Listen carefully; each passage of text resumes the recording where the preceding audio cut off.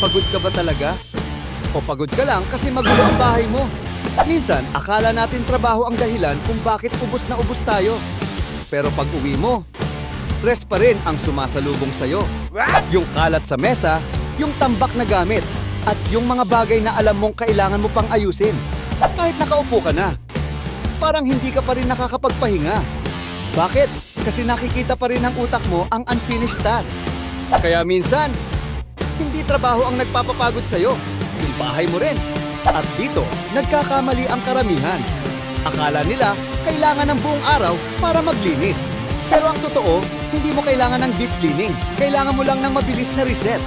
Diyan ko ginagamit ang Pagod Ka Reset System. Pulot ng kalat, ayos ng visible areas, at quick clean ng pinaka-ginagamit na space. Hindi perfect, hindi pang Instagram, pero sapat para gumaan agad ang pakiramdam. Pagod ka, busy ka, o tinatamad ka? Check mo ang Pagod Ka Reset System. Nasa link in bio ko. Follow si Mr. Bahay para sa mas maraming practical bahay tips.